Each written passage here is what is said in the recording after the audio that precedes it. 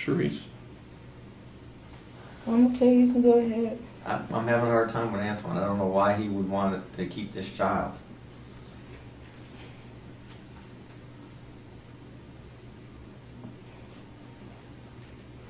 I didn't do that. You didn't do what? I didn't do that. What That's did you, impossible. What did you do? Look up a broke, that's impossible. The woman in that chair is 21-year-old Sharice Stinson. The night before, her 2-year-old son Jordan vanished, taken, she says, by a stranger named Antoine. Pretty strong idea of what I think happened, okay? And it doesn't mean it was done with intention to hurt him. It could have been, you know, I don't know the situation, but something has happened in days that you're not telling me, okay? And I don't know what it's... I want you to tell me the truth. Sharice, look me in the eye, please. I didn't hurt him. I just want to know. I did not hurt him. I did not. Sharice, you gotta believe I did not hurt him. Sharice. I did not hurt him. Please. Maybe you didn't mean to. I didn't hurt him. Sharice. No. Look at me. No, you're not gonna say that because I know I didn't hurt my baby. He was okay. He was okay. When I put him in that car, he was okay. But detectives have already been through her phone, and what Detective Moore recovered is something Sharice believed she had erased. You come in. We'll just stay on this here. So these are your search terms coming off your phone, okay? Mm-hmm. And here are the searches he's highlighted for us. Cause of seizures. You searched what can happen if you left a broken bone go untreated. And that search, if you see there, is deleted. Mm-hmm. That's impossible.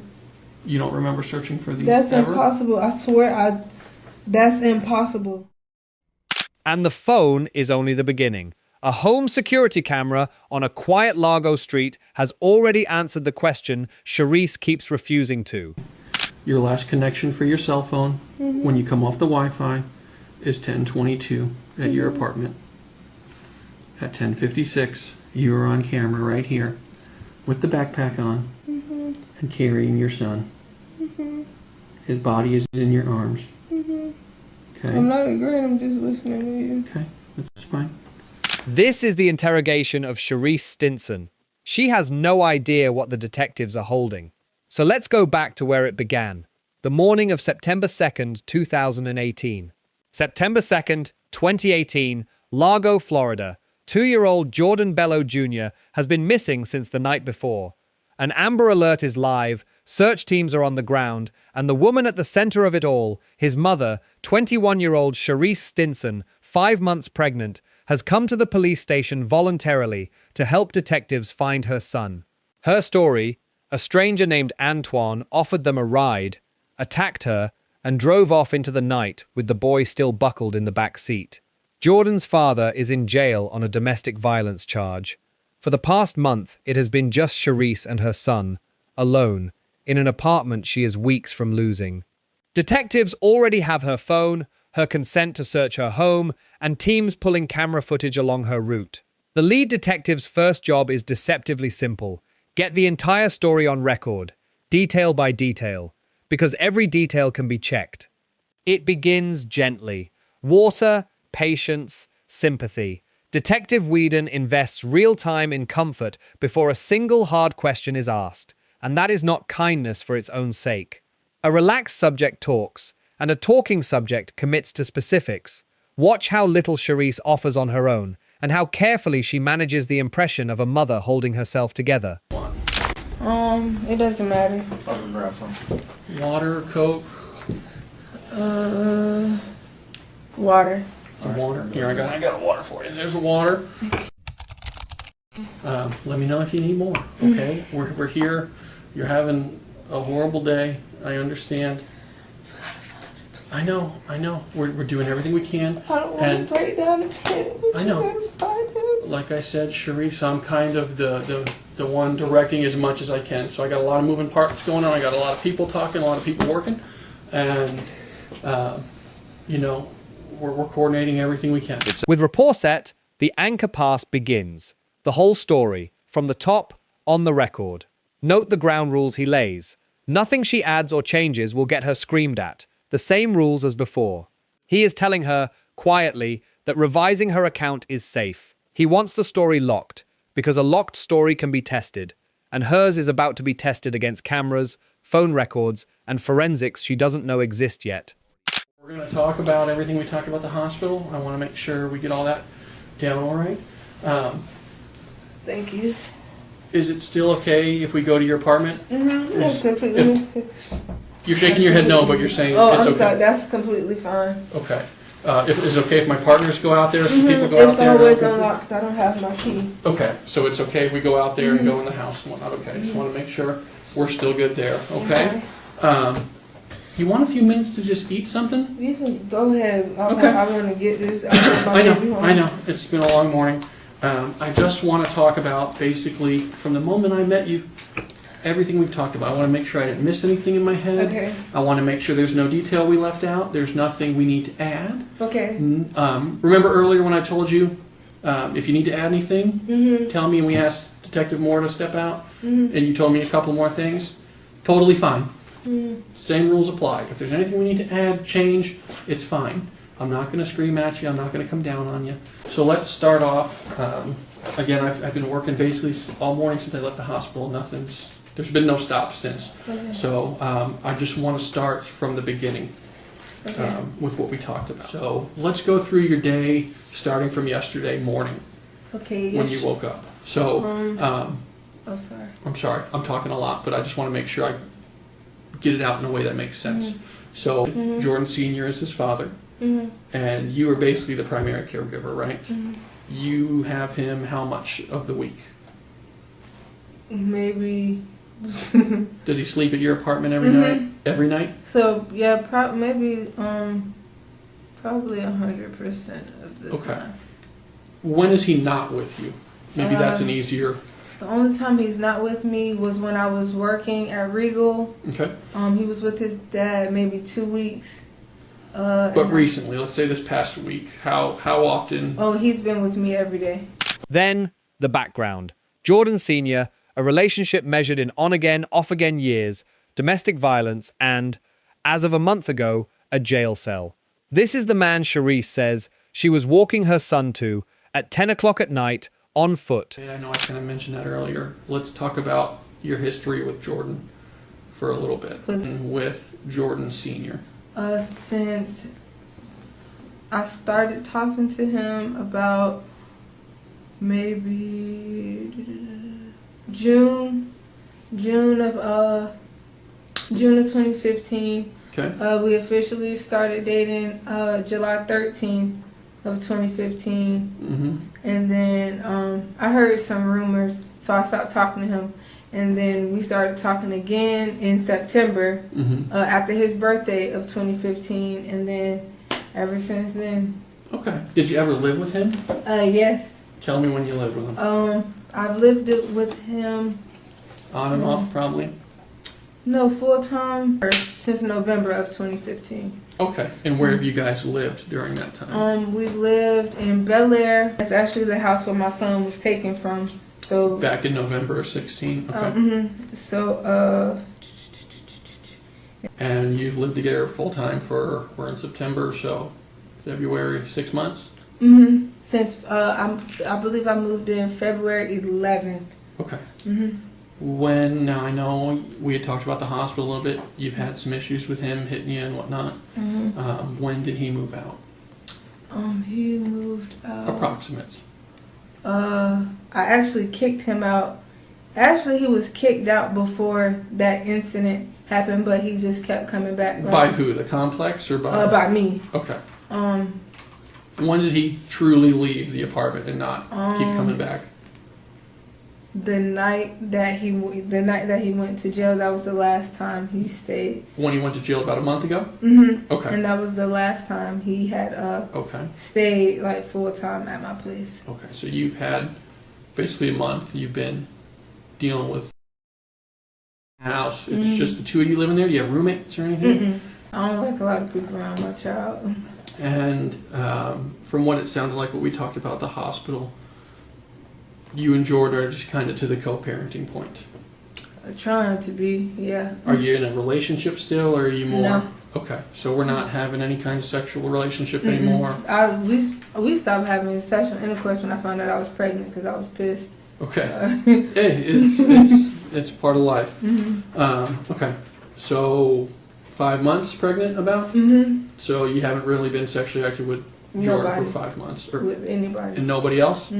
Okay. The child welfare file runs deeper than she lets on. Jordan was taken from that Bel Air house as an infant after violence in the home and spent roughly a year of his short life in foster care before Sharice won him back. A DCF caseworker had visited her apartment as recently as Friday, the day before the boy vanished. Now the detective moves to the last 48 hours and the timeline that will decide everything. Just gotta roll with it. Start talking about the past couple days, if that's okay. Okay. Moving forward, so that brings us up to yesterday morning, basically, because we're in Sunday now. I know you started working with us Saturday night, but okay. Saturday. How does Saturday go? Pretty much. I have to say certain things just to get his attention. Whose? Jordan Sr. Yeah, let's go through the whole day Saturday. Okay. But Saturday morning, we were home. His cousin inboxed me. I want to say I was up around 7, but I went back to sleep. And then I woke up again around 11. I woke him up, changed his diaper, brushed his teeth, all that stuff. And then as soon as I did that, I called Jordan. And I kept calling him because I'm like, I need to. Can you please bring me? Can you please bring us something to eat? And I need $20 because I can go to Family Dollar and get whatever he would need. What time do you think you tried to get that message to Jordan? That was around 12 noon. Around 12 noon. Okay. And I kept calling.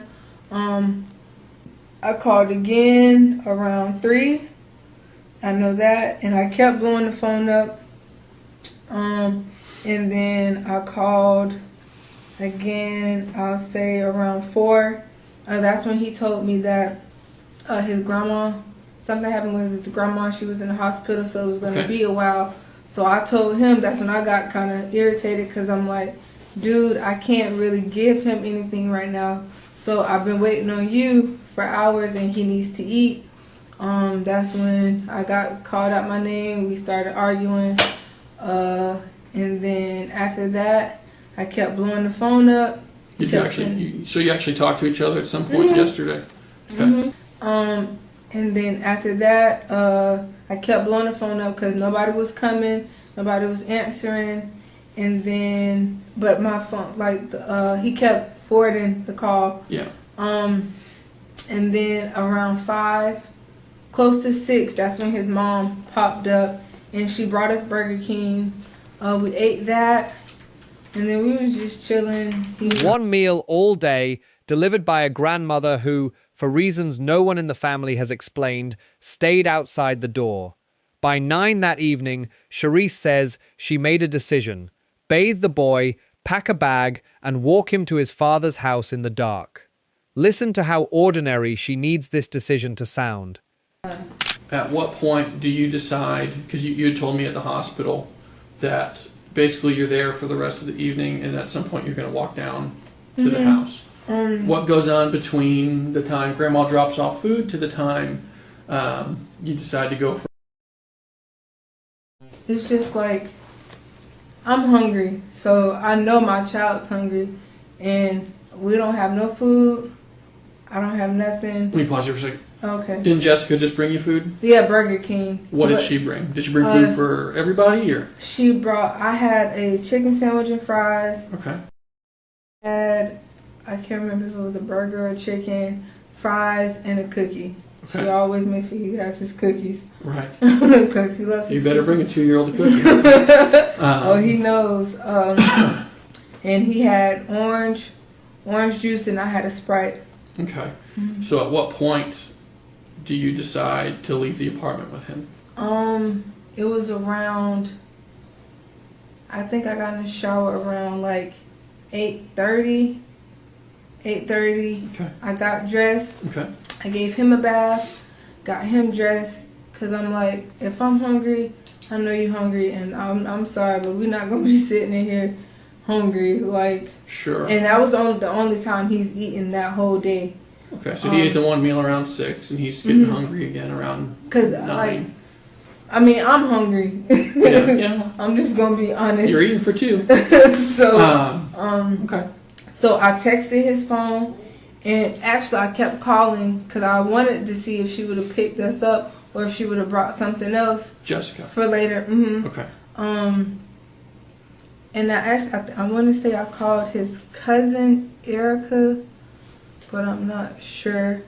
No, I thought it was his brother Mari's number, but the guy cussed me out because it wasn't his number. And I called that number and I texted him, but no answer.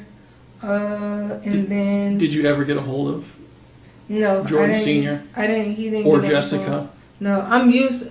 Honestly, people think it's crazy, but I'm used to Jordan ignoring my phone calls. Sure. No, I get it. I'm used to it. So, and he knows I will pop up at that house with my child, like, with no problems. So we got dressed. I texted and I kept calling, and then I texted him and I said, he'll walk over there, but he's gonna stay. But can you give me a ride back home? Well, can you have your mom give me a ride back home? Did he know you were bringing him over, other than this conversation? I don't know. This I text don't know message if he's seen the text message. Or Okay, not. but before that, there was no plan to bring him over for Dad's birthday. He was actually supposed to get him today. Today, but yesterday. He's always supposed to get him, but it never happens. It never goes through. So more or less, you're just going to bring him over there, and here you go. And even if he's not home, like his grandma, his cousins, someone's there to care for him for a little bit, get you a little break.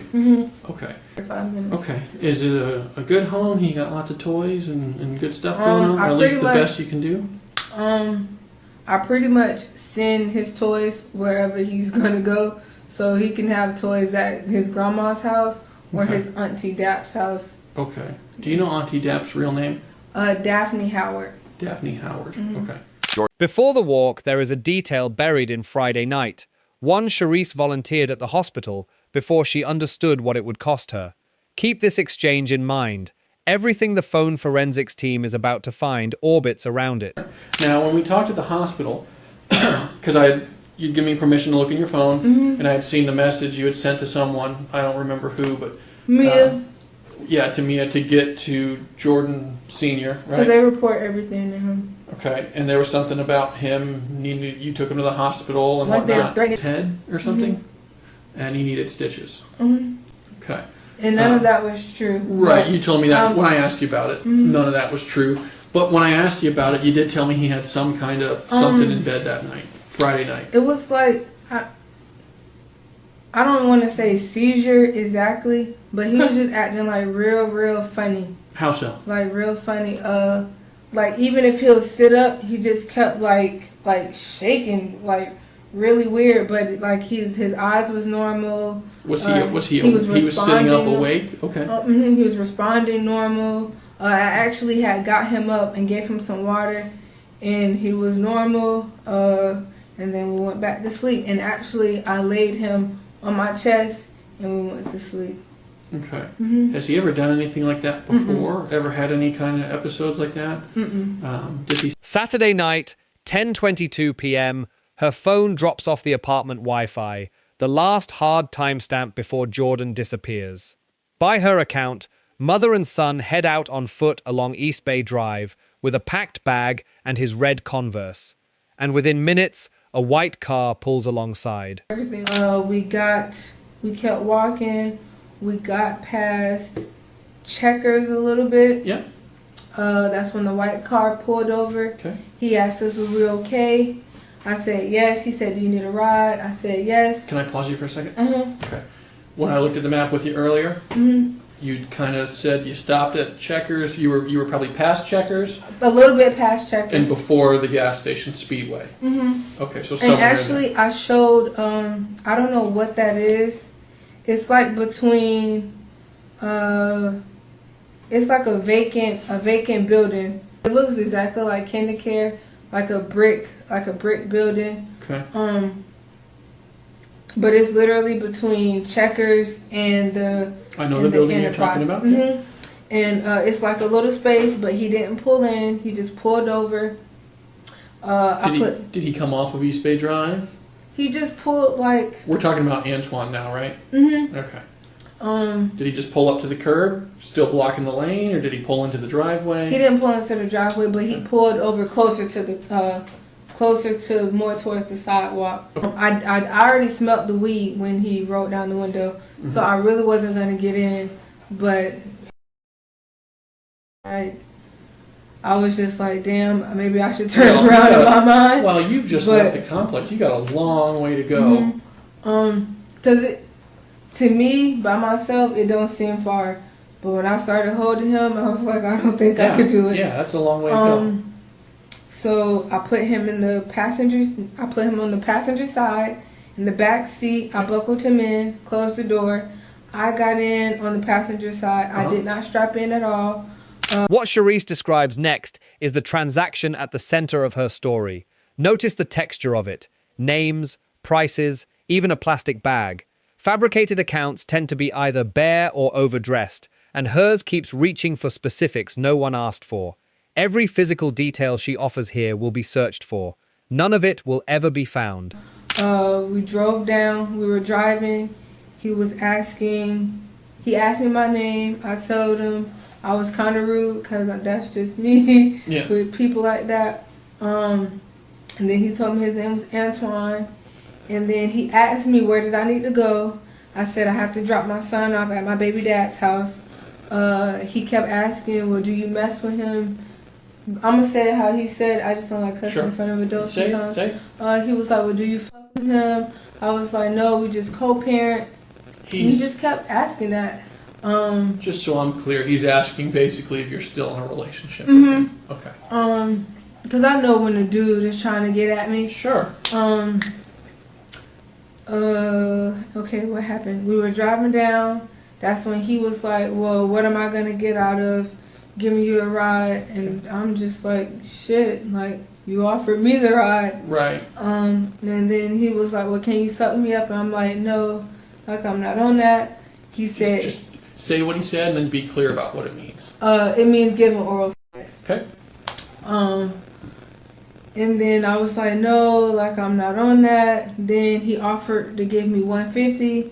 At that point, I'm like, okay, well, I don't got no money. I don't got no way to feed my child. And honestly, if everything would have went that way and I would have just got the money, I would have took my ass back home. Because at that point, I don't even need Jordan because I could buy my child something to eat. Sure. So he offers you that while you're driving? Okay. He's driving down. We drove down, and I remember he put a plastic bag over him, over his penis. Then that's when that happened. You gotta be descriptive. That's when I gave him oral. How long did that take, do you think? 5 to 7 minutes. Okay. That's when he was like, that's it. And I'm like, yeah. And he was like, well, can I? And he kept saying that. And then I'm like, nah. And at that point, I was just like, I don't even need the ride anymore. And he just got mad. And that's when he just started hitting me. Okay. And from that point on, I am seriously trying to connect the points from getting from there to Largo Central. Okay. A ride accepted from a stranger, a sexual act for money that was never paid, a sudden beating. The detective doesn't challenge any of it, not yet. He asks her to walk it again, slower, with positions and props. Inconsistencies live in the second telling, and he wants this version nailed down before the lab results and cameras come back. But then he still asks you afterward? Did he explain that? Because most guys, once that happens, they don't have an interest in you. Maybe he would have kicked you out of the car. I don't know how dudes are. I get it. I'm just trying to understand. I hate that I even did this. It's okay. I know you were blaming yourself out there, and I don't want you to do that. It's just a matter of going through everything to make sure we're not missing anything. Okay. At that point, did he pay you? no, I didn't get anything. I just okay. So what happened to the bag and everything after the blow? I don't believe he ever took it off because I never seen him take it off. Did he pull his pants up? No. Okay. Mm-mm. So at what point? And he didn't really pull his pants down. He just pulled his thing out. Just enough to pull his penis out. Okay. I know you're worried about how it makes you look, Sharice. We got to be past that kind of point. Okay. But I'm pretty sure he was asleep because I know my child and he would have been playing and making noises. You didn't hear him saying anything or talking? So I'm pretty sure he was asleep. Okay. Let's talk about the attack. So you are in the front passenger seat. And who's driving? He's the bad guy. This is the seating position you're in. And I'm you. He's him. And I'm leaning over. And you're leaning into his And seat. then that's I'm not going to do that, obviously, but that's basically your seating position. Where does he first hit you? He hit me on this side, like this, like with his fist, like this. Like backhands you? And then I even told the lady to see if she could get DNA in my hair because he did pull my hair. Okay. And he kept hitting me. He had like a mason jar with weed in it, and he kept hitting me with that. Where did he hit you with that? All over my face. I got punched in my mouth. Were you trying to get out of the car? Or what I kept trying to grab on the door, and I did say, "Let me go." And then pretty much after that, it's just a blur. She says she woke up hours later in Largo Central Park. No memory of the drive, no memory of fighting for her son. At the hospital, she reported 2 things missing inside Antoine's car: Jordan's green backpack and one of her own shoes. Remember both. They will matter enormously later. For now, detectives need a suspect, so they take a full description of a man that no camera, no witness, and no database will ever produce. And give me the best description that you have. He had those fat dreads. Yeah. How long were they? To about, they weren't longer than my braids. Maybe, I don't know, they were everywhere. So I'll say probably like right here. Chest height? They were everywhere. Okay. He had gold teeth. And you told me they were permanent. How'd you know they were permanent? I can tell the difference. Okay. Yeah, I can tell the difference. Okay. He's like medium build. I don't know if you've seen my child's father, but he's a little like medium build. He's a little bit bigger than him. And a little darker than I am, but not dark skin. Okay. But a little darker than I am. Okay. Sorry, but she's just making me uncomfortable. It's okay. No. Do you need a different chair or anything? Oh, no. She's just been kicking like crazy. You know it's a girl already? Okay. So you told me Antoine was wearing a plain white tank top. A plain white tank top, black gym shorts that say N1. Where'd they say N1? On his right side. Like down the whole side? Okay. And it's like the N and then the 1. And then that was going in white. Okay. Yes, sir. Okay. Did you see his shoes? No, I did not. No. Okay. By early afternoon, the hospital observations and the first cracks are pressing in, and Detective Whedon makes his first careful approach toward the truth. He doesn't accuse, he builds a doorway. You can't change what's already happened, and then he simply waits. Watch what the silence pulls out of her. We also talked at the hospital. Remember I had you stand up and I asked you if I could look at your legs and whatnot?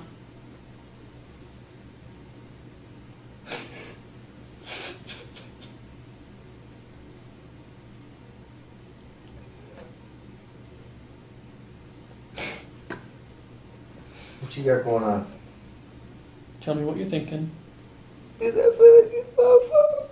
Okay. Why do you feel that way? Because I panicked. And I should have just stayed home. Oh, Sharice. Hey. I should have just stayed home. Listen to me. I want you to hear something very important, okay? You can't change what's already happened. Okay? Whatever's happened has happened. All we can do is be honest about the situation and make good choices moving forward. Okay? Right now, he's still missing. Okay? I want to know where he is. Okay? That's the whole point of us being here today. Where do you think he is? If you had... He don't really talk to people other than his family. He don't really go nowhere. I'm talking about... That's who I'm talking about. He don't Okay. really... He's 2. He doesn't have a lot of friends or people he's going to go see, obviously. But I don't know what my baby is. Okay. It is because of me. I don't know what he is. Is it okay if we keep talking? Okay, it's okay. What's that? It's okay. It's okay. Okay. It is because of me, and then she pulls back behind the wall. So the detective resets to direct questions on the record, one at a time, and then he reaches for the first piece of hard evidence in the case, Detective Moore's forensic pull from her own phone. I asked you a real important question at the hospital, and I know what you said there, but I'm asking again, and I just want you to be straightforward, okay? Yes, sir. Do you know where your son is? No, sir. Have you done anything to injure him? That would call... I have to ask. I'm not trying to make it difficult.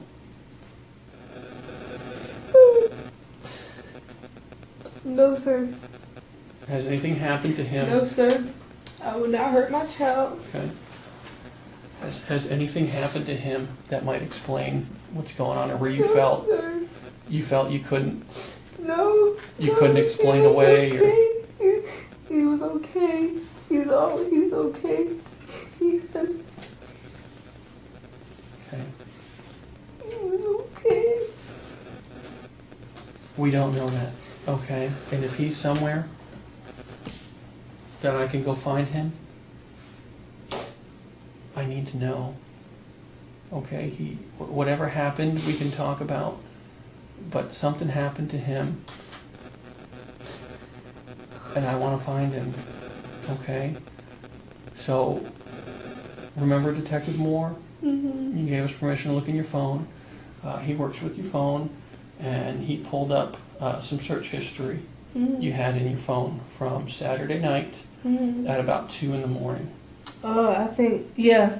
I looked up causes of seizure. Mm-hmm. And I think that's pretty much it. Causes of seizure. There's also one about a broken thigh. If a broken thigh goes untreated. You sure? I'm positive. You sure? I am 100%. Unless honest to God, It was- unless I mistyped. Well, it was, I would, you know, my mind goes there too, Mm-hmm. but it was more than one search. It was broken thigh untreated. Are you serious? Yes, and it's about 2 in the morning. That same night. Mm-hmm. Can he pull that up and show me? Like, are you I positive am that same 100%. night? Cause like now I understand this is your job. Let me see. I'll see if I can get a picture of it. Yeah, to show you, please. but it is there. Her reaction to that answer is the eruption you saw at the top of this video. When it burns out, the detective keeps pressing on one simple question. If she didn't type those searches, who did? That's Sharice. impossible. Sharice. Yes, sir. Did Antoine seem like other than what occurred, did he seem like he was an idiot? No, No? just a regular Regular dude. regular dude. That's In his early 20s. yes, sir. And he's not going to want to take care. He's not going to want to keep a child. No. No. He's going to either drop the kid off somewhere and someone's going to call because there's been an Amber Alert out for your child since. Why would you search something like that? I couldn't have searched that. I couldn't have searched that. Who would have done it on your phone then? I couldn't have searched that. Who else could have done it on your phone? Nobody else uses my phone. Nobody. So, That's impossible. Because I do remember I looked up causes of seizures because when Mia inboxed me and asked me what was wrong, that's when I said the high fever situation. Because he don't really have nothing else. did but he that's have a impossible. fever Friday night? That's impossible.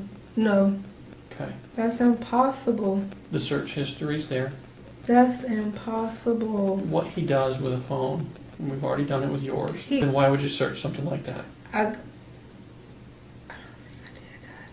think Okay. that is Let's get past that part, okay? Because it's there. no, because it's there, but then now I look bad. Like, Well, it's, you know, like I said, look bad. well, I told you there's going to be some points of contention that I want to talk about. And, you know, if there's a reasonable explanation, now is the time to tell me, okay?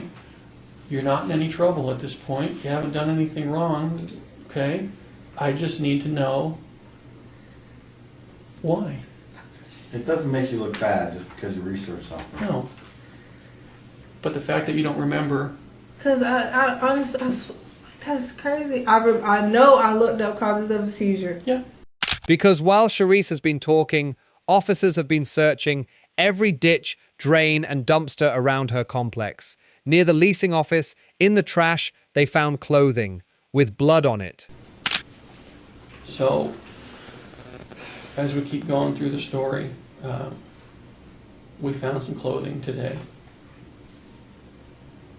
in the area you live, and it's concerning. Mm-hmm. I just want to show it to you in a few minutes, and we'll talk about it. But you haven't thrown any clothing away in the area you're saying. Not necessarily. Okay. Mm-mm. Okay. We found some clothing that's got blood on it. Mm-hmm. Okay. And it's thrown away near the office of the apartment complex. Yes, that's from his chin, and I know exactly what you're talking about. Is some red sweatpants. Mm-hmm.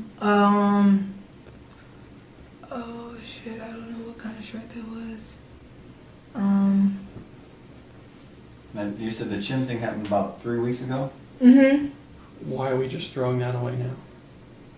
I mean, that's not normally thrown in away. Like, they do whatever they want with the trash. Okay. I have proof to show you that I get yelled at. What other clothing was with that set?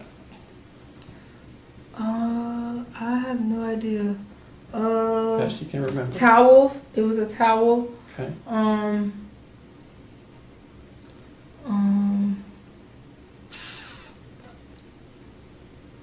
I know it's some blue shorts because they're like beach shorts. I don't know. It was just a bunch of stuff in the closet because I pretty much Okay. throw everything in And the you closet. threw that away when? It's been a couple days. It's been Well, a couple days. And you put it out by your door? Mm-hmm. And somebody then put this in the office trash can? Because they walk around. We don't have to throw away our trash, Okay. but they walk around with the bin, and then they collect our trash, and then they get rid of it. Her explanation, a 3-week-old chin injury, is now a question for the lab. The cameras are a more immediate problem. Detectives have pulled footage up and down East Bay Drive, and there is no white car at the spot she marked, no Antoine anywhere, and no Sharice walking with a toddler at all.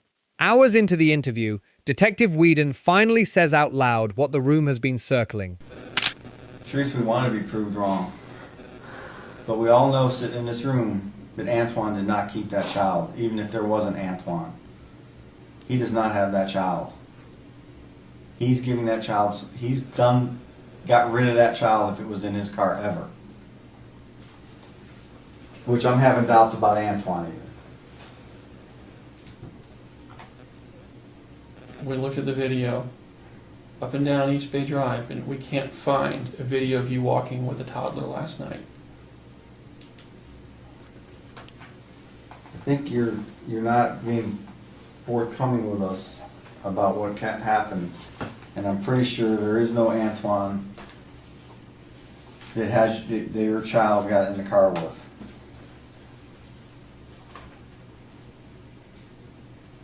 Sharice, sweetheart, I need you to look at me, please. Sweetheart, come on. Pick your head up. Look at me. Why not? Why won't you look at us? Then, the neighbors. On the other side of Sharice's bedroom wall, a resident reported banging, hard enough to rattle the room, in the days before Jordan vanished. Her explanation arrives instantly, which is exactly the problem. She has an answer ready for everything. Okay, we've got a lot of questions here that you don't have any answers for. The Google searching. What's with the banging on the wall the other night? Your neighbor reports the bang on the wall. So hard on your bedroom wall. I threw that damn TV. What TV? It's the little TV in my room, and now it won't properly sit up straight. Like I have to, like basically this is the stand back here, but it doesn't connect on it. Okay. Why would you throw that in the middle of the night? That wasn't in the middle of the night though. What time of day did you throw the TV? After I got off the phone with Jordan about the DCF case, that's when I threw On the Friday? TV. Yes, sir. Okay. Yes, sir. I mean, you see our problem we're having? It's a dent in my wall from me throwing a candle. And Jordan can verify that because I tried to throw it at him when he put his hands on me before. And then Sharice does something guilty people under pressure often do. She gets out ahead of evidence she suspects is coming. Not a confession, a preemptive explanation. The detective tells her precisely why it won't survive the crime scene unit. And if there's something we need to change or add, now is the time. I put stuff in the closet like the bloody towels and stuff I used. I put that in there. Well, Sharice, what they do is they spray a chemical on the ground that shows blood. This is not a chin bleed. But I haven't. Listen. I haven't. I'm going to explain for a second. Okay. This is blood everywhere into your closet. This is blood in your closet. This is not a towel smearing. These are droplets of blood all over. That's not a towel getting rubbed on the floor. What are you trying to say? Something happened to him. Something happened to him. Oh, bro. Not come on, bro. This is for your son. This is for your son.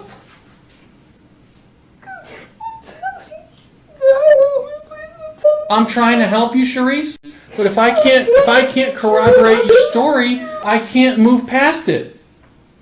The searchers keep producing. A dumpster along the route she claims she ran, at a business she says she passed. Inside it, a 2-year-old's clothes, neatly folded, items with his name on them, and the green backpack she reported missing inside Antoine's car. I want to show you another Bring picture. it back, please.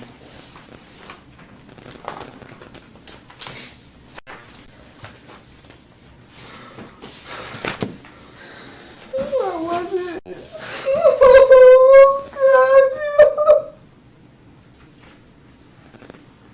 We found that dumpster yesterday. A dumpster along the path you say you ran. Did you hear that? A dumpster in a path, or in a dumpster in a path that you ran. A path you say you went. That's in a business you passed right by.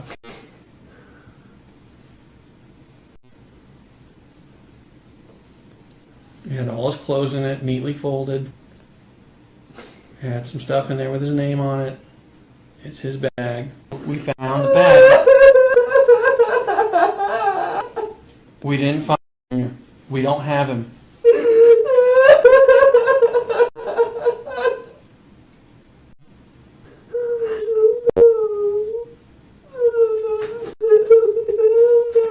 I can't even understand half of what you've been saying, Sharice. You gotta... I don't know. I'm telling you, I don't know.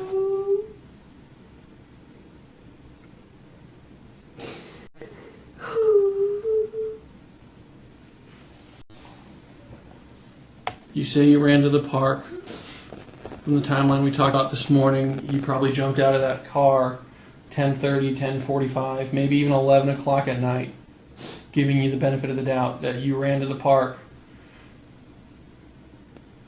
It's maybe a 5-minute run, 10-minute run. I know you're pregnant.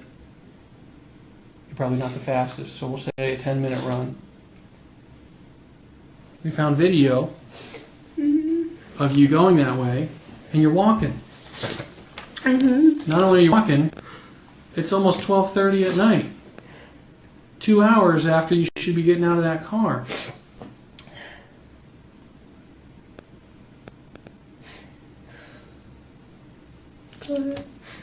We found video at the park. It's 12:30. This is almost 2 hours.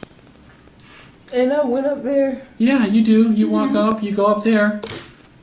You don't look like the frantic mother. We found the people that were at the park. They said you were just kind of walking around. You're not looking. watching. Why'd you look down? That's you. That's the exact clothes you were wearing yesterday. You're carrying your purse.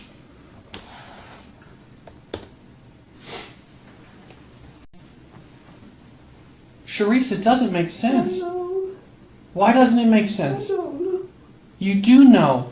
You're holding something back. You're not a monster. I know you're not. It doesn't make sense. One prop from her story is left to collapse. The composite sketch of Antoine, drawn remotely by a police artist working only from Sharice's own description. When the sketch comes back, the face on the paper is one the detectives already know, because it is sitting across the table from them. Antoine's not real, is he? I'm chasing a ghost. I'm chasing somebody who doesn't exist. That's crazy. Just tell me the truth, Sharice.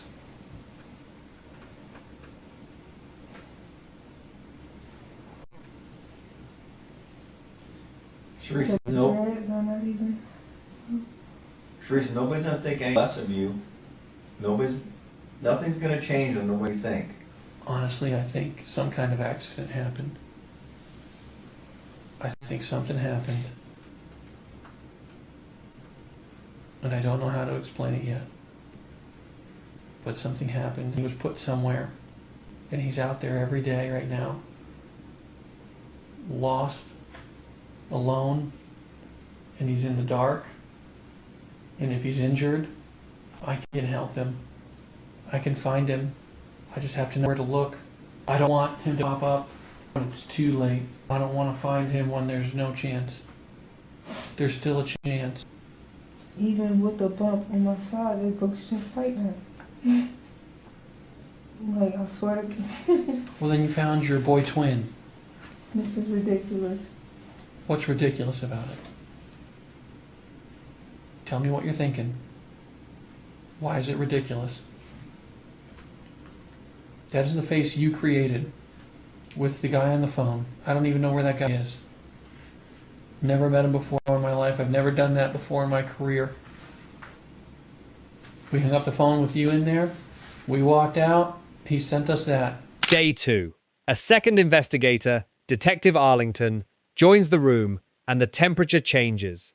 Where Whedon builds doorways, Arlington kicks them. Within minutes, the Antoine kidnapping gives way to a second version of events. She left her son. On purpose. Note that both detectives appear in the remaining Day 2 sessions. So when we have stories that change, we have stories that aren't really quite what they need to be off the bat. That's wasted time. Okay, so let's get back on track. I know Detective Whedon has been exceptionally gracious, and I'm not trying to be the mean guy, but here, let's be pragmatic here. You lied. About. Well, let's talk about what you lied about. What do you think? Oh, you lied like, about? are you asking me that I lied? No, I know or you. telling me I know you lied. about. You tell me. Let's make sure we're on the same page here, because I see it as I see it, but I don't want to make an assumption. You misled. By the way, as my wife tells me all the time, Brendan, if you leave shit out when I tell you or ask you, it's the same as lying. And you lied. So I want to make sure that that's put away, because I don't want to focus on that. All right? I don't want to be here any more than I need to be. I need to be out there with all my people searching. Okay? But we keep getting stuck on hurdles. So if you can put yourself in the position to just eliminate, shove all that shit to the side. I don't care. He doesn't care. If you haven't figured it out by now, we just want the little boy to be safe and sound. So the fact that you kind of leave stuff out or tell us things that really didn't quite play into it or didn't happen, that needs to stop. Otherwise, we run into a bigger obstacle, anything, that becomes you. And I don't want that. Do you understand that? Yes. Okay. So why did you lie? You gotta. Come on. These are the obstacles that we need to get past now, quickly. So what are these things that you're lying about? Why did you leave these things out?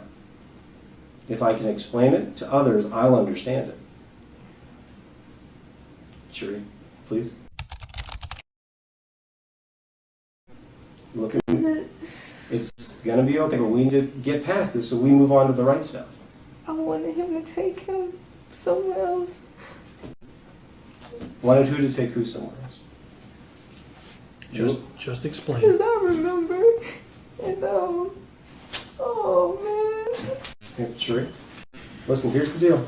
You need to be clear about this, okay? So tell I us what... wanted nobody to say I neglected him, but I wanted somebody else to do something I couldn't do. Raise him. And he wouldn't do it, would he? So that's why I went to the park. Just explain.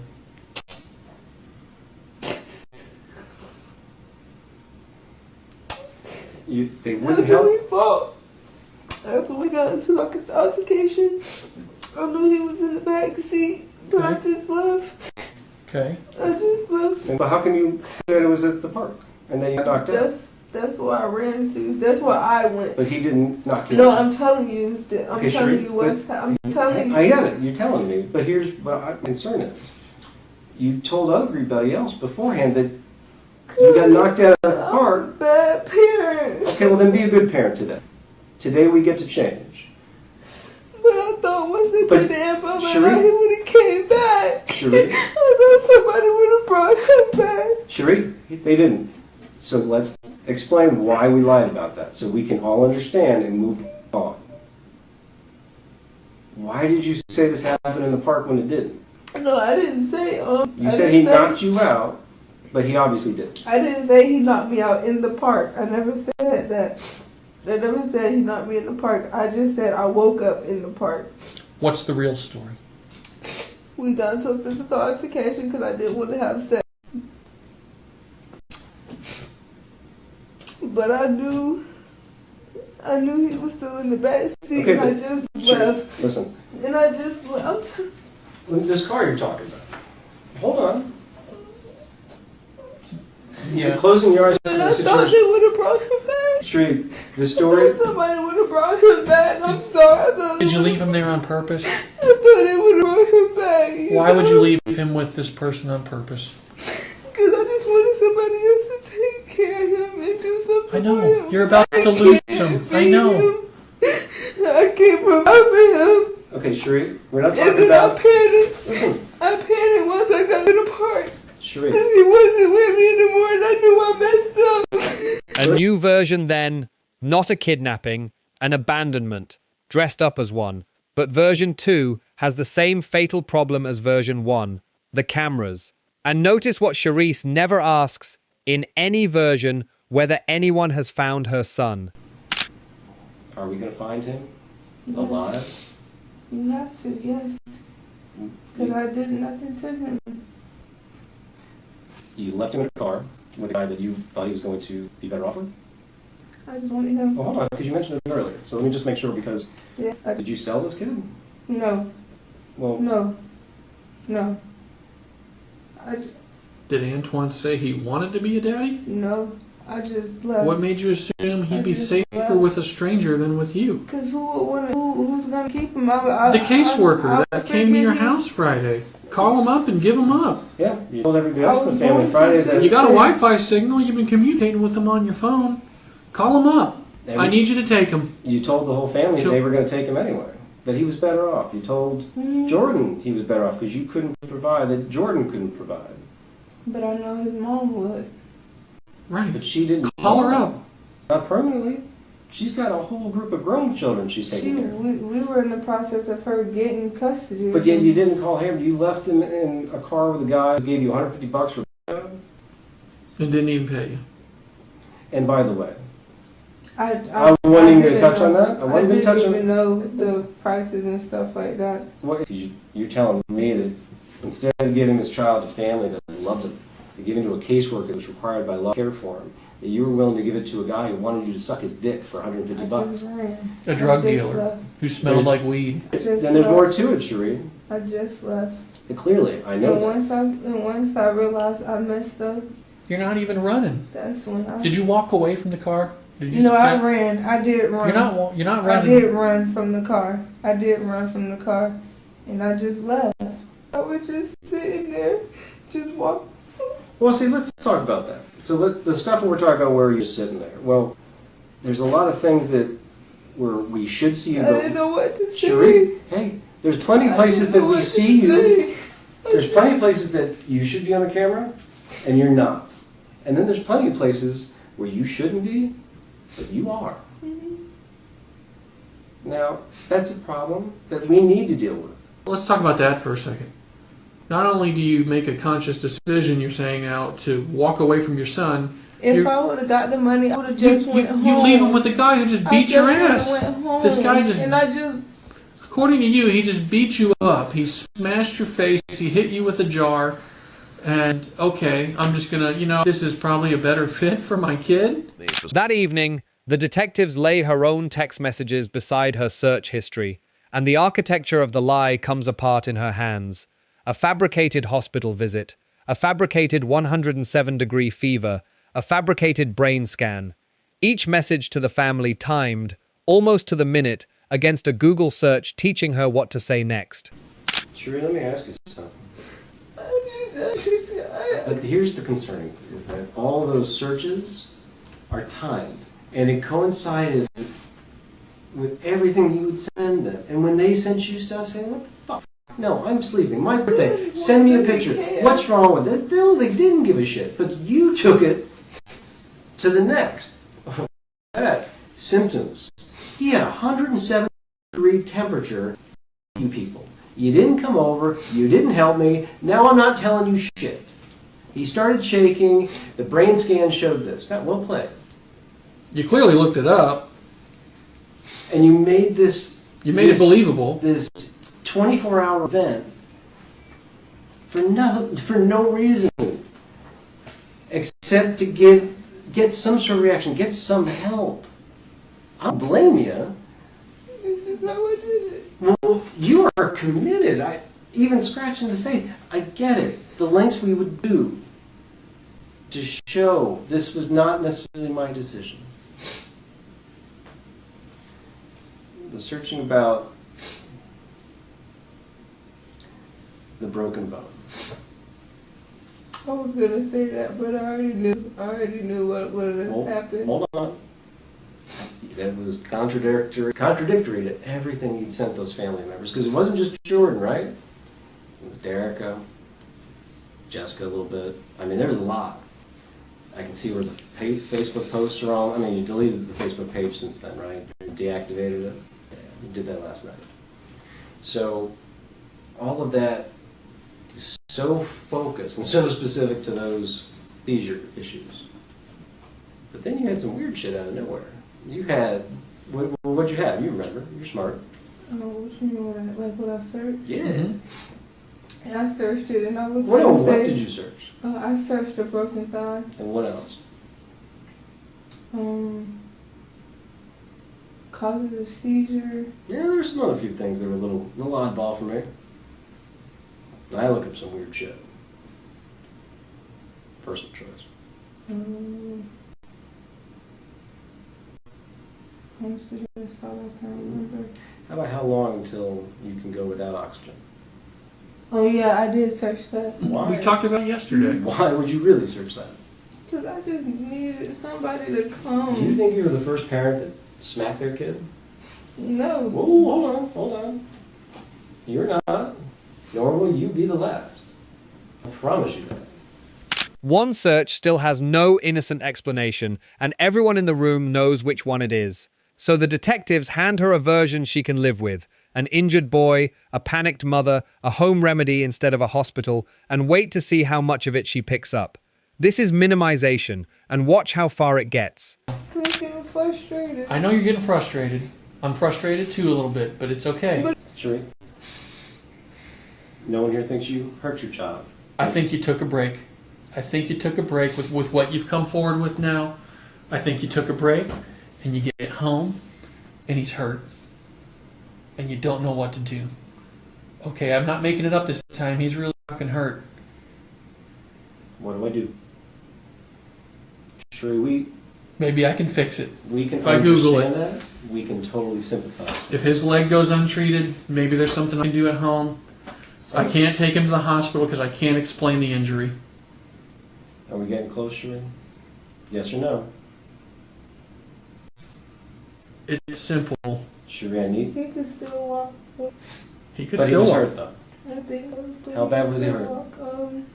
It wasn't swollen or anything, but he just kept limping like it was. Am I right about that? You had to take a break and you left him at home? No. I bet How he did he hurt his leg? It happened when he was at home. But Okay. Sharice, he had Because he kept- screaming. No. Tell me about it. He was. Can I show you how he was walking? Sure.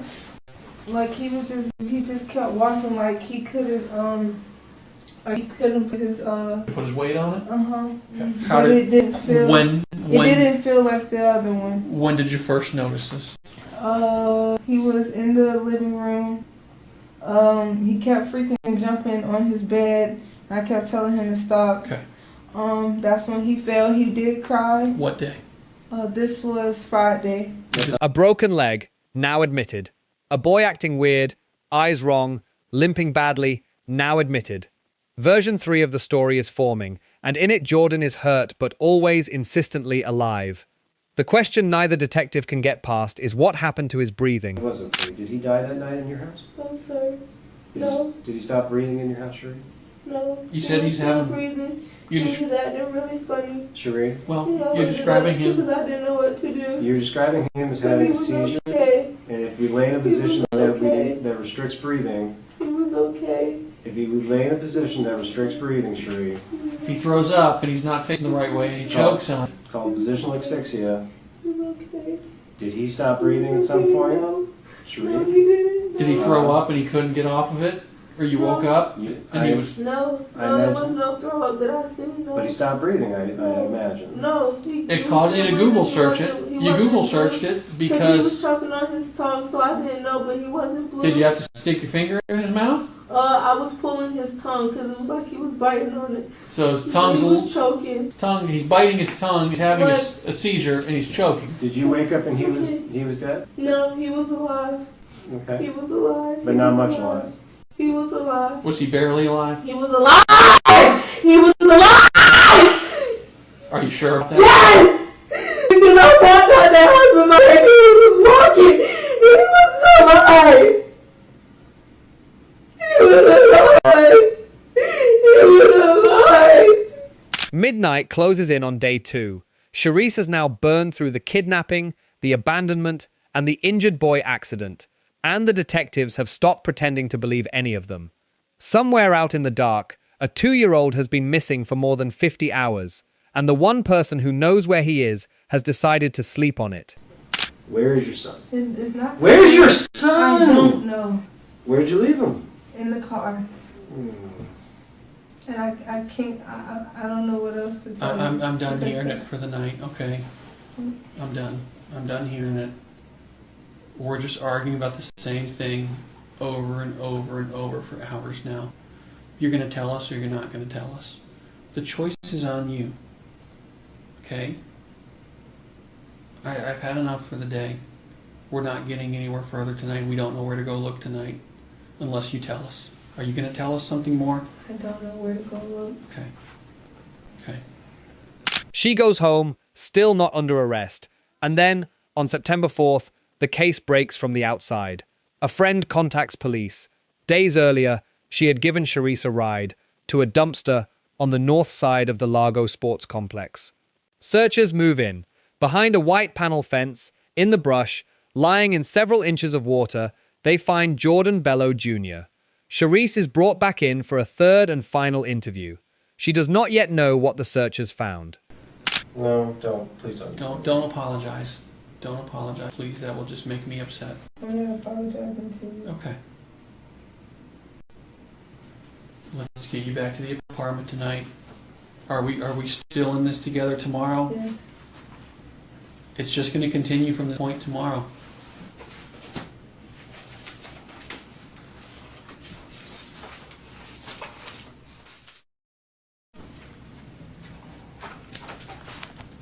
Just gather your stuff up. I'll take the garbage out, okay? Give me a minute. and then we'll go, okay? Alright. Have a seat. Can you bring the map, please? Yeah. On September 4th, a friend of Stinson informed the police that she had driven Stinson to a dumpster on the north side of the sports complex. This tip was about to uncover the chilling truth for the detectives. You just tell me when you're ready to go over some stuff, okay?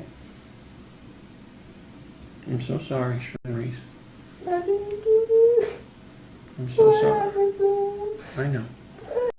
I want you to just process, and I'll know you're ready to talk with me when you just sit up and we look at each other and we talk. Okay? This is hardest on you. You know, he was your little boy. I understand. I know you did. I know. You wanted, you know, Sharice, after being with you this week, you know, you just knew he deserved a better life. No matter what the circumstance. I understand. Okay? Whedon starts with something small and safe, a map. What Sharice does not know is that the map is not a search tool anymore. It is a mirror. It's just a map, Sharice. Can we start there? Can we start by just doing something easy, looking at the map? You searched over that last night. Did you find him? No. Okay. What led you to go over there last We night? went everywhere. We went behind Everest. We went everywhere. Okay. Okay. Don't beat yourself up because you didn't find him, okay? It's not your burden to find him. That was my burden. Okay, and he's found now. He's found now. 4 words, dropped without warning, and then the detective simply moves to the next exhibit, a closer map, and watches what she does with the news that should have broken a searching mother with relief. Here's a better map. Closer of the area. Okay. This is the wooded area. He's right here.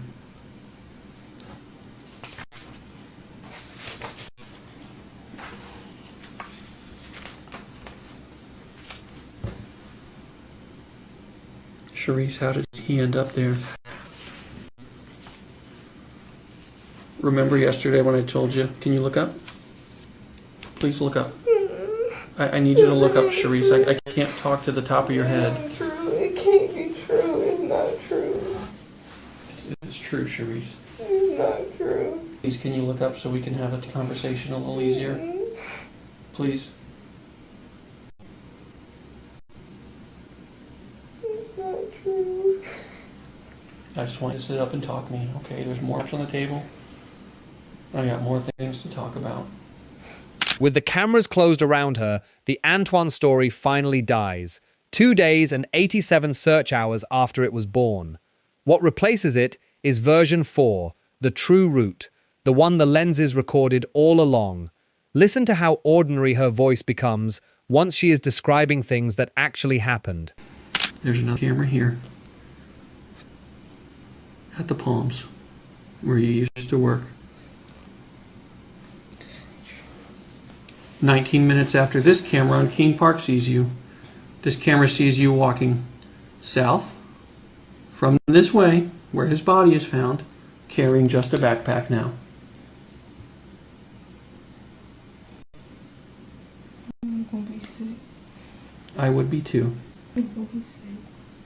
In 19 minutes, you walk from here That's impossible. to here.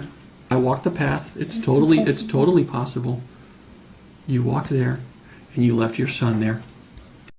And then when you walk by right there, you still have the backpack that you dumped in the dumpster near the apartments that you made this whole story up about You Antoine. gotta believe No, me, I don't believe you one bit, Please. Sharice. That's You are a liar. no. You have not told me the truth all week. No. That is a fact. That is a fact. The fact is he's there and he's dead. The fact is you walked by, you left him there in the woods behind that dumpster. You left him there, and you carried his backpack, and you left it here. And you made all this shit up to make it look like you're not a monster. You are. because you don't even have the courage to tell your son's story. Something happened to him when you were responsible for him. I don't know if he was dead when you left him or if you just left him there in the woods all alone, dying. You didn't do anything but leave him. You left him there. You walked away from him. You went there last night to see if he was still there, and he was. I saw him with my own eyes. I found him with my group of people. We found him right where you left him, wearing the clothes, wearing the shoes. Your lies are over.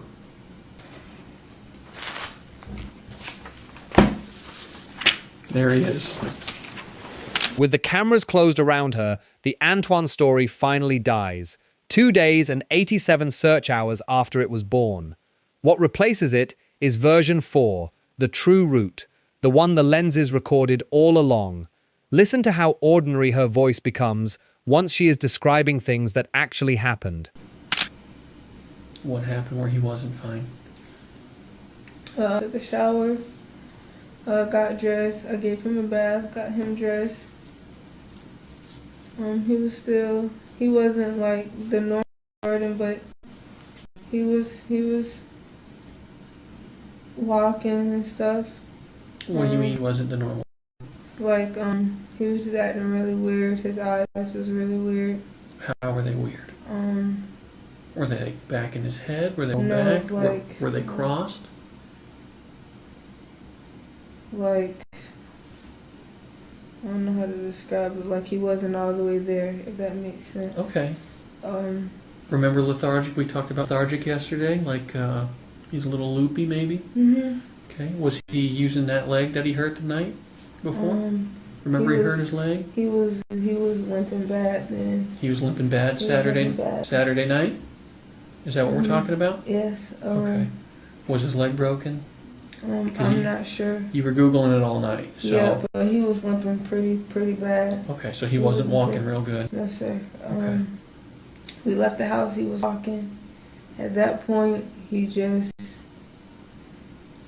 got near. What is that? Did you leave the house the same time we were talking about all week? Mhm. 9:50, 10 o'clock? It may have been like later, but I just remember when I had text Jordan's phone. Well, 10:20 was when your phone disconnected. Does that So sound right? so I'll just say 10:20. About then, 10:22? Sure. Okay. And the whole plan was to take him to Jordan Senior's house. That Sure. was the plan. It's a the whole long time. walk. What path did you take? I'm gonna get there. Okay.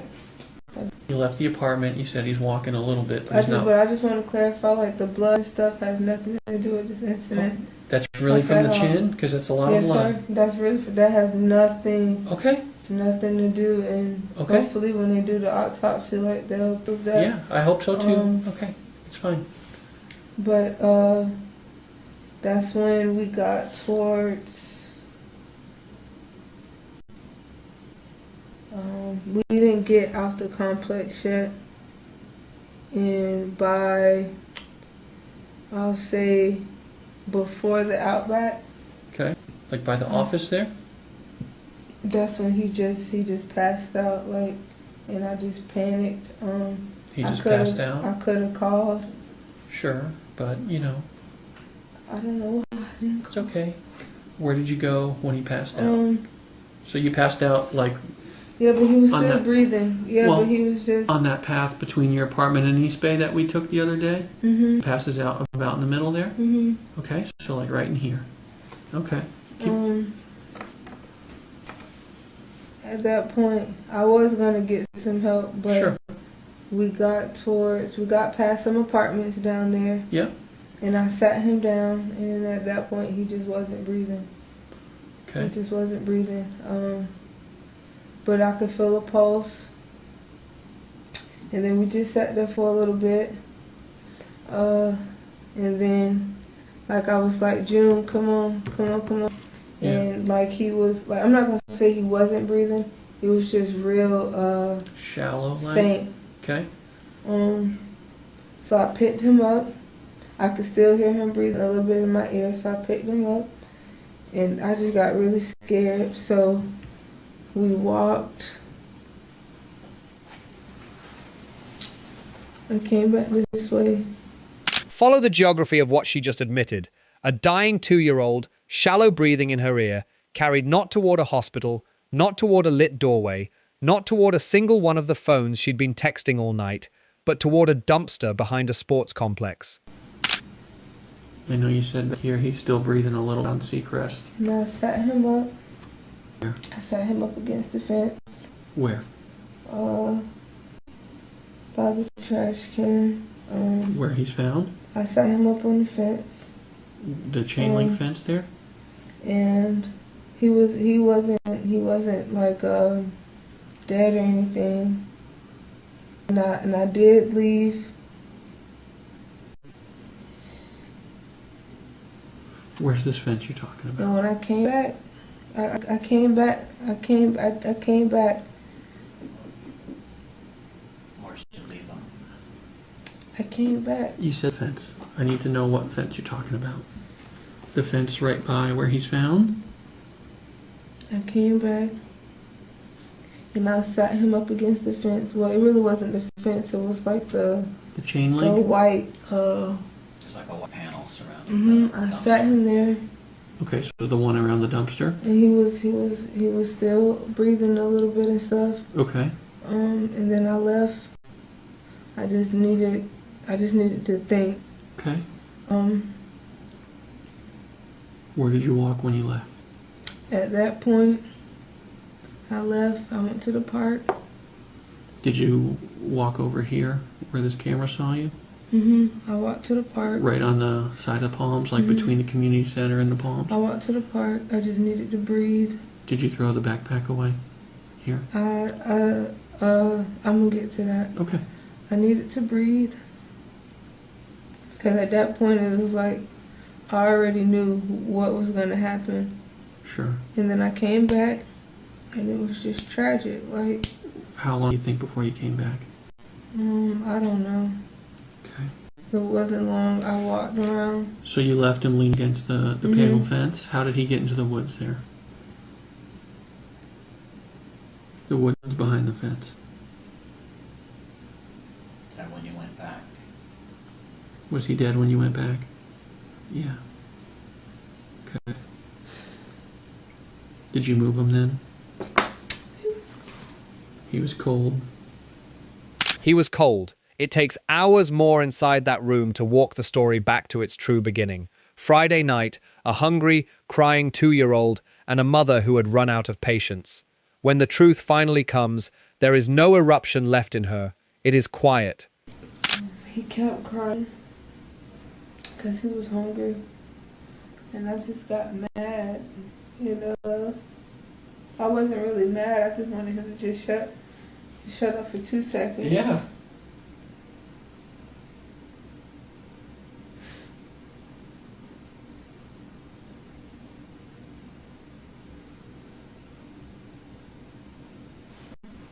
It's okay. It's frustrating.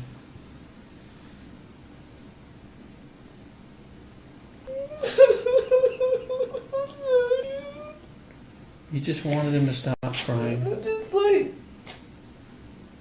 I hit him like really hard, and he hit his head really, really hard On what? on the wall. Which wall? The one by our bed. Okay, when was he crying and he wouldn't stop?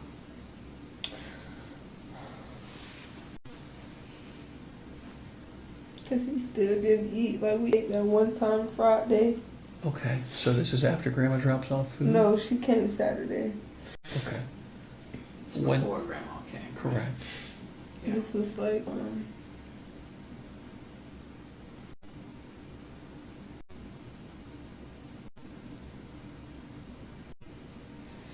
he had fell. He hit his head then. And So- then so with the this shot- was around, oh damn. I really can't remember the time, but I know he hit his head pretty hard on the wall. Then, with the detective's partner as a stand-in for a 2-year-old, she shows them how. And you said in the bedroom when you were in bed? Okay. you kind of did this, so you hit him with like the back of your hand. And he hit his head really, really hard. Like really, really Back of hard. his head. Yes, sir. What part of his head did you hit with your hand? I hit I hit the front of his face, like, but it was Like right really here? hard. How's he positioned in the bed? And how are you positioned? So you're more here. up. Your bed's in the corner of the I'm room. more up. This is the corner of your room, and the bed's like that. Yeah, but say like we're on this side. Like, well, Like I'm gonna do it this way. Okay. This way. Okay. Side of So this is the corner of your room back here? He's closer to the window Okay. because I gotta sit like towards the end, Sure. like when I'm up for my phone to charge. And your bed has a wall right behind Mhm. it. Okay. And then I just He was sitting up right there where my partner's sitting. And where's your hand hit him? Don't hit my partner, obviously. when you're really Just put your tired. hand on. Put your hand Like that, like Like really, really by the hard. eyes, and then his head And goes then back. he went. Okay. What happened when he hit his head? He was crying, but he was like, Hit you him again. mm-mm. At that point, I felt bad because he wasn't. Sure. There is nothing left to deny, and both of them know it. What remains is procedure. And one last word Sharice has spent 3 days refusing to hear. Okay. I just want to call my mom. I know. I'm going to let you call her. I told you I would. Okay. If you change your mind and you decide you want to write again, I'll leave it in here. Okay. What's the charge? I got to go talk. I got to go. I think I know, but I got to go What? Just talk. be honest. It's a homicide, Sharice. What is that? It's a murder. Okay? How long do you think? I don't know. That's way down the road. The medical examiner's findings matched what the room already knew. A fractured skull, hemorrhaging around the brain, a broken leg, blunt force trauma. Sharice Stinson pleaded guilty to second-degree murder and to filing a false police report. She was sentenced to 50 years in prison and ordered to repay more than $28,000 in investigative costs. The manhunt her lie set in motion had consumed over 87 hours, 163 sworn officers, 28 civilian staff, and roughly $500,000 taxpayer dollars, all of it spent chasing a man who never existed. That December, Jordan's former foster parents, the couple who once nicknamed him Mr. Chuckles, welcomed his newborn sister, Serenity, into their care. Jordan Bello Jr. was 2 years old.